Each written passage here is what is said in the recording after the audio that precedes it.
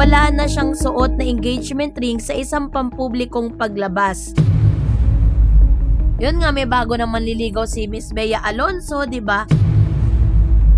Is pagpatapos po ng mga isyong ito, wala na tayong narinig mula kay Mr. Vincent Co.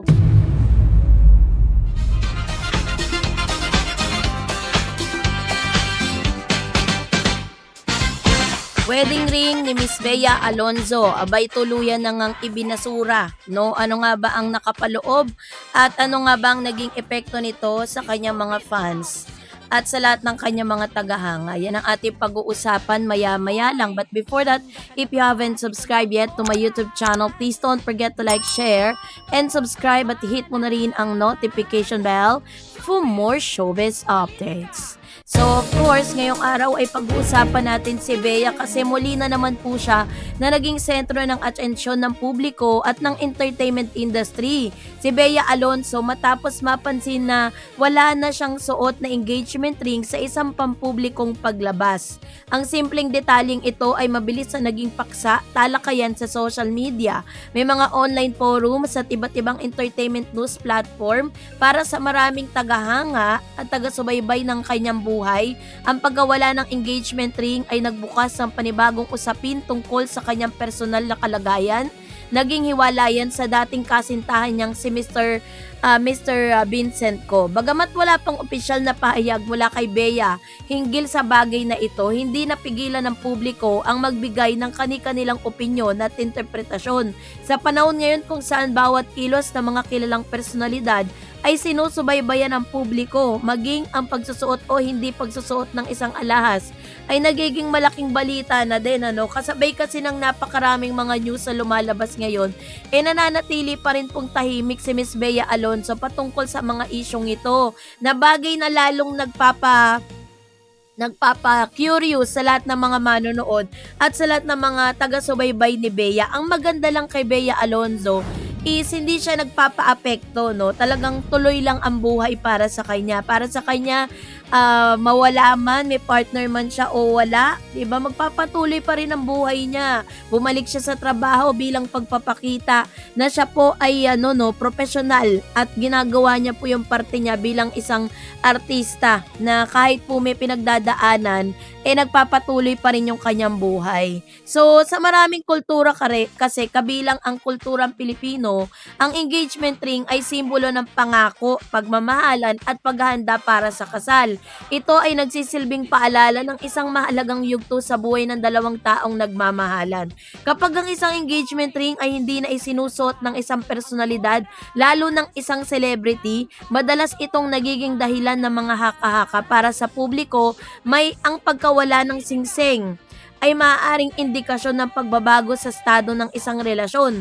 Gayunpaman, hindi ito nangangahulugan na may bagong pangyayari agad na naganap. Maraming dahilan kasi kung bakit maaaring hindi magsusuot ng engagement ring ang isang tao.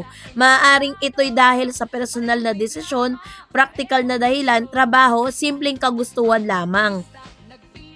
Isa kasi sa pinakasikat na magkarelasyon, 'di ba, na alam natin pinag-uusapan online ay si Miss Bea Alonzo at si Mr. Vincent Co. Natuwa kasi nang ibinahagi nila sa publiko ang kanilang engagement plan para sa hinaharap. Sa loob kasi ng ilang taon, madalas silang makitang magkasama sa iba't ibang okasyon at marami ring netizen ang umahanga sa kanilang pagiging bukas tungkol sa kanilang relasyon. So dahil dito, syempre, naging inspirasyon sila ng maraming Pilipino na naniniwala sa tunay na pag-ibig. Subalit, tulad din ng maraming relasyon, dumadaan din sa mga pagsubok, no? Nang lumabas sa mga balita tungkol sa paghiwalay, maraming tagahangang nalungkot at nagpahayag ng suporta sa magkabilang panig. Pero bakit nga ba napansin ang kawalan ng singsing? May mga celebrity kasi na kadalasang nasa ilalim ng masusing pagmamasid ng publiko. Ang bawat litrato nila, mga videos, 'di ba, at pampublikong paglabas ay sinusuri, 'di ba? Sinusuri ng mga tagahanga at entertainment reporters. Sa kaso ni Bea, mabilis na napansin ng ilang netizen na wala na siyang suot na engagement ring. So yung detaling ito ay agad na naging paksa ng discussion sa social media. May mga nagsasabi na normal lamang to dahil tapos ng engagement.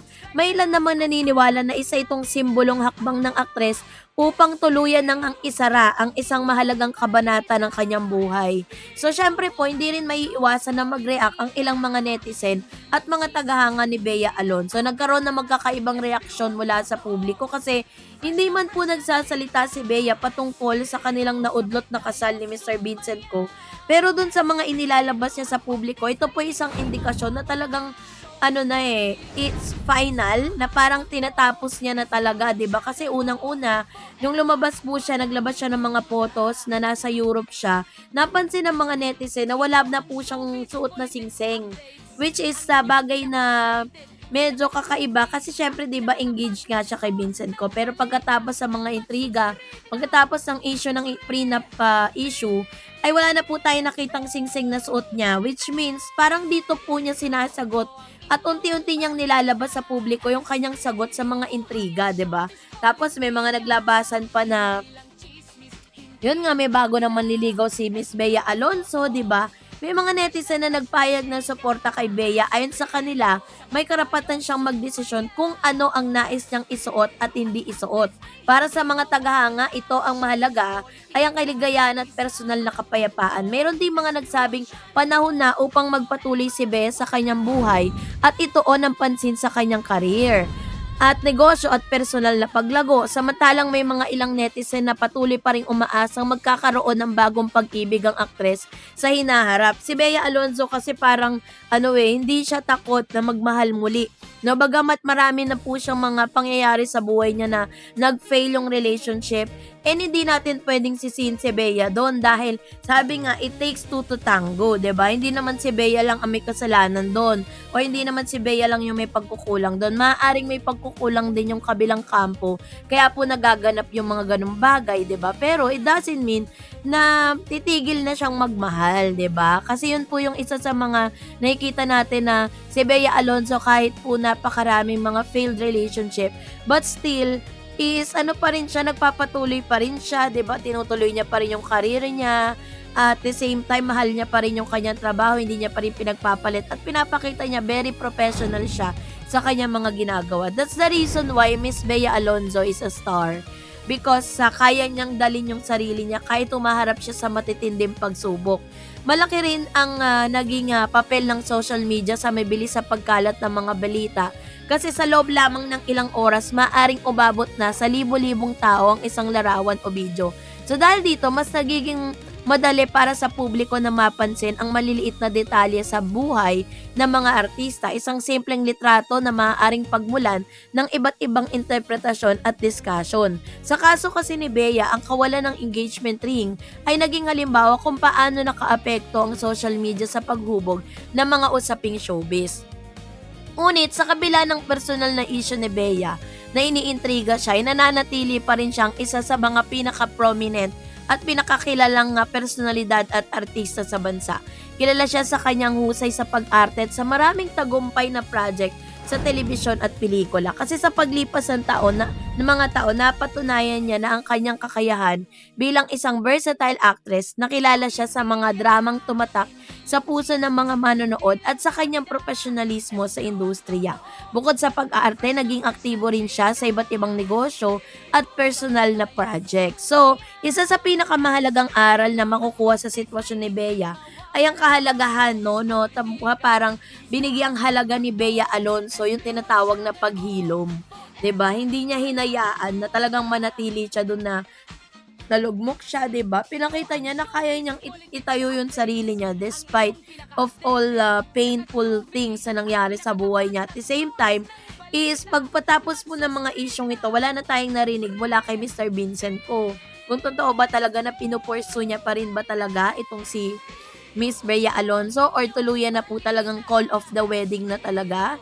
Pero ang wish kasi nating lahat since nakapag-invest na rin siya ng emotion, napag-invest na siya ng pagmamahal dun sa tao na to, bakit hindi na lang nila pag-usapan, 'di ba?